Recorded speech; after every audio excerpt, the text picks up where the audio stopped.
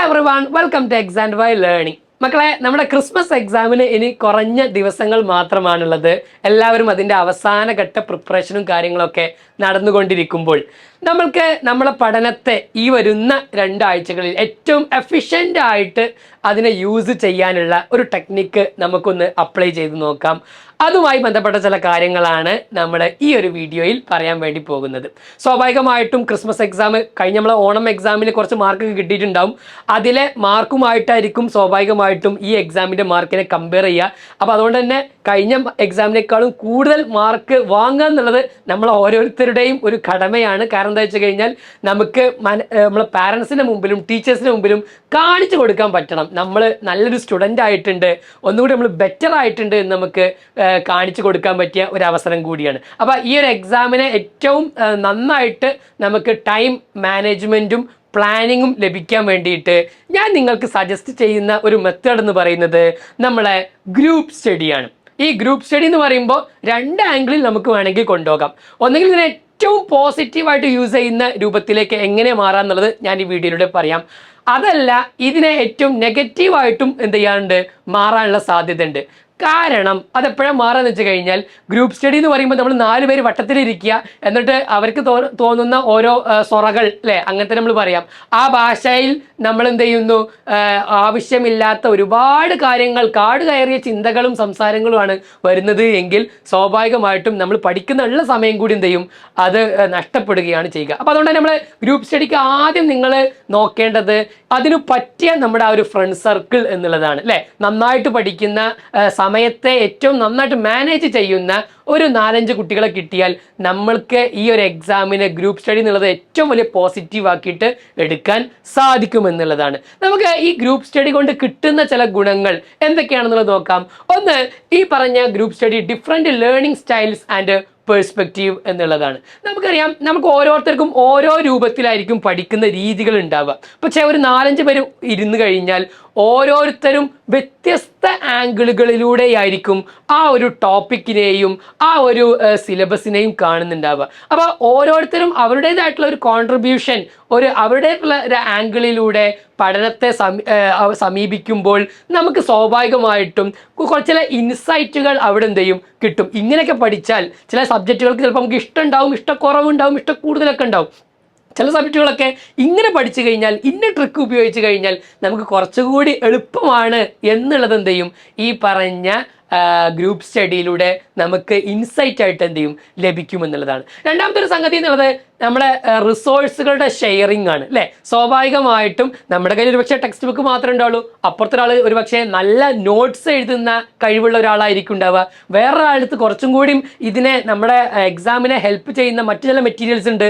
മറ്റൊരാളടുത്ത് previous ഇയറിൽ question പേപ്പറുകൾ ഒരു എന്താ പറയുക, ബാഗ് നിറയുണ്ട്. എങ്കിൽ ഇതൊക്കെ എല്ലാവരും കൂടി ഒരുമിച്ച് കൊണ്ടുവരുമ്പോൾ സ്വാഭാവികമായിട്ടും അവിടെ ആ റിസോഴ്സുകളുടെ ഷെയറിംഗ് എന്നുള്ളത് കിട്ടാത്ത ആളുകൾക്ക് കൂടുതൽ ലഭിക്കുവാനും ഡിഫറെൻറ്റ് ടൈപ്പുകളായിട്ടുള്ള റിസോഴ്സുകളെ നമുക്ക് യൂസ്ഫുൾ ആക്കി മാറ്റുവാനും സാധിക്കും എന്നുള്ളതാണ്. അപ്പോൾ അതിനെന്ത് ചെയ്യും, ഏറ്റവും നല്ലൊരു മെത്തേഡാണ് നമ്മളെ ഗ്രൂപ്പ് സ്റ്റഡി എന്നുള്ളത്. മൂന്നാമത്തെ ഒരു കാര്യം എന്നുള്ളത് ഡിവിഷൻ ഓഫ് ലേബർ. അഥവാ ചിലപ്പോൾ ചില ആളുകൾക്ക് മാത്സ് നന്നായിട്ട് അറിയുന്നുണ്ടാകും, നമ്മളെ ഗ്രൂപ്പിലുള്ള അടുത്ത ആൾക്ക് മാത്സ് ഒന്നും അറിയുന്നുണ്ടാവില്ല, അല്ലെങ്കിൽ അത്ര അയാൾ മാത്സിൽ ഉഷാറായിട്ടുണ്ടാവില്ല. വേറെ ആൾക്ക് ചിലപ്പോൾ ഹിന്ദി നന്നായിട്ട് അറിയുണ്ടാവും, മറ്റേ ഹിന്ദി ചിലപ്പോൾ തീരെ ഇഷ്ടം ഉണ്ടാവില്ല അല്ലേ. പക്ഷേ ഇവർ ഒരുമിച്ചിരുന്നാലോ അവിടെ നമുക്ക് എന്ത് പറ്റുന്ന വെച്ചാൽ, നമ്മളുടെ ഒരു ദിവസം നമ്മൾ പ്ലാൻ ചെയ്യുമ്പോൾ, ഇപ്പോൾ ഇന്നൊരു ദിവസം നമ്മൾ ഹിന്ദിയാണ് പഠിക്കുന്നത് അല്ലെങ്കിൽ മാത്സ് ആണ് പഠിക്കുന്നത് എന്ന് നമ്മൾ സ്വാഭാവികമായിട്ടും തീരുമാനിക്കുമല്ലോ ഗ്രൂപ്പ് സ്റ്റഡിയിൽ ഇരിക്കുമ്പോൾ. അപ്പോൾ നമുക്ക് അവിടെ വരുന്ന ഓരോരുത്തർക്കും ആ വർക്കുകൾ ഡിവൈഡ് ചെയ്ത് കൊടുക്കാൻ പറ്റണം അല്ലേ. ഇപ്പോൾ ഹിന്ദിയിലെ ഇന്ന ടോപ്പിക്ക്, മാത്സിലെ ഇന്ന ടോപ്പിക്ക് എനിക്ക് നന്നായിട്ട് അറിയാം, അപ്പോൾ ഞാൻ എന്ത് ചെയ്യുക, അതുകൊണ്ട് ഏറ്റെടുക്കാം. മറ്റേ ടോപ്പിക്ക് വേറൊരാളാണ് ഉഷാറായിട്ട് കൈകാര്യം ചെയ്യാൻ പറ്റുന്നത്, അപ്പോൾ അവൻ അത് ഏറ്റെടുത്ത് കഴിഞ്ഞാൽ ഞാൻ വന്നു കണ്ട് ആ മാത്സിലെ ഒരു ടോപ്പിക്ക് പ്രസൻറ്റ് ചെയ്യും, അതെല്ലാവരും കൂടി ഇരുന്ന് പഠിക്കും. ആദ്യത്തെ 4 ക്വസ്റ്റ്യൻ ചെയ്യുന്നു, അടുത്ത ആൾ അടുത്ത ടോപ്പിക്ക് വരുന്നു, അയാൾ ആ കാര്യം പ്രസൻറ്റ് ചെയ്യുന്നു. ഇങ്ങനെ ഒന്ന് ആലോചിച്ച് നോക്കിയാൽ എത്ര മനോഹരമായിട്ട് അടിപൊളിയായിട്ട് നമുക്ക് അറിയാത്ത, ചിലപ്പോൾ ഇതിൽ മാത്സ് ഒന്നും അറിയാത്ത ഒരാളുണ്ടാവും, അയാൾക്ക് ഇവർ ഓരോരുത്തരും പറഞ്ഞു കേൾക്കുമ്പോൾ പുതിയ പുതിയ ഇൻസൈറ്റുകളിലൂടെ എന്ത് ചെയ്യാൻ പറ്റും, ഒരു പോയിന്റ് പോലും മിസ്സാവാതെ നമ്മുടെ സിലബസ് എന്ത് ചെയ്യാൻ പറ്റും, കവർ ചെയ്യാൻ പറ്റും. അപ്പം നമ്മുടെ ഓരോ ദിവസത്തെയും പ്ലാനിങ്ങുകൾ ചെയ്യുമ്പോൾ ഓരോരുത്തർക്കും ഓരോ ടോപ്പിക്ക് നമ്മൾ പിന്നെ വിഹിതമായി കൊടുത്തു കഴിഞ്ഞാൽ അത് ഷെയർ ചെയ്യുന്നതോട് കൂടിയിട്ട് ഒരു പോയിന്റ് പോലും വിടാതെ നമുക്ക് എന്ത് ചെയ്യാൻ പറ്റും, നമ്മുടെ സിലബസ് കവർ ചെയ്യാൻ സാധിക്കുമെന്നുള്ളതാണ്.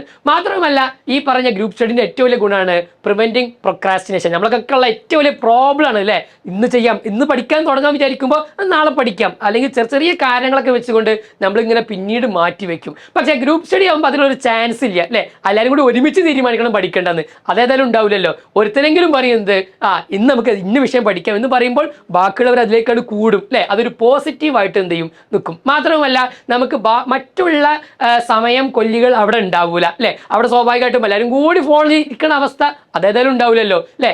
സ്വാഭാവികമായിട്ടും ആരെങ്കിലും ഫോൺ വന്നാൽ തന്നെ അവിടെ പറയും ഇപ്പോൾ ഫോൺ എടുക്കല്ലേ, അതൊന്ന് ഒഴിവാക്കി വെക്കുക, നമുക്ക് കഴിഞ്ഞിട്ടാകാം എന്ന് പറയുമ്പോൾ നമുക്ക് ആ ഒരു ഫ്രണ്ട് സർക്കിൾ അല്ലെങ്കിൽ ആ ഗ്രൂപ്പ് സ്റ്റഡി എന്നുള്ളത് ഏറ്റവും ബെനിഫിറ്റ് ആയിട്ട് ചെയ്യും, നമുക്ക് അതിനെ യൂസ്ഫുൾ ആക്കി മാറ്റാൻ സാധിക്കുമെന്നുള്ളത്. മാത്രമല്ല പരസ്പരം ഹെൽപ്പിംഗ് ആണ് അല്ലേ. ഒരു വിഷയം അറിയാത്തൊരു കുട്ടിക്ക് മറ്റൊരാൾ ഹെൽപ്പ് ചെയ്യുമ്പോൾ അവനെ നമ്മുടെ കൂടി എന്ത് ചെയ്യാണ് ഗ്രൂപ്പിൻ്റെ ഭാഗവാക്കാകുമ്പോൾ അവൻക്കത് എക്സാമിന് കൂടുതൽ മാർക്ക് വാങ്ങിക്കുക എന്നതിനപ്പുറത്ത് ആ വിഷയങ്ങളോട് കൂടുതൽ ഇൻട്രസ്റ്റ് ഉണ്ടാക്കുക എന്നുള്ളത് കൂടി ഈ ഒരു ഗ്രൂപ്പ് സ്റ്റഡിയിങ്ങിലൂടെ നടക്കുന്നു എന്നുള്ളതാണ്. അപ്പോൾ ഞാൻ എപ്പോഴും പറയാറുള്ള സംഗതിയാണ്, നമുക്ക് നന്നായിട്ട് ഒരാളെ നമ്മുടെ ഒരു വിഷയം പഠിച്ചു എന്ന് ഉറപ്പുവരുത്താനുള്ള ബെസ്റ്റ് മെത്തേഡ് ഏതാ, അത് ടീച്ചിങ് ആണ് അല്ലേ.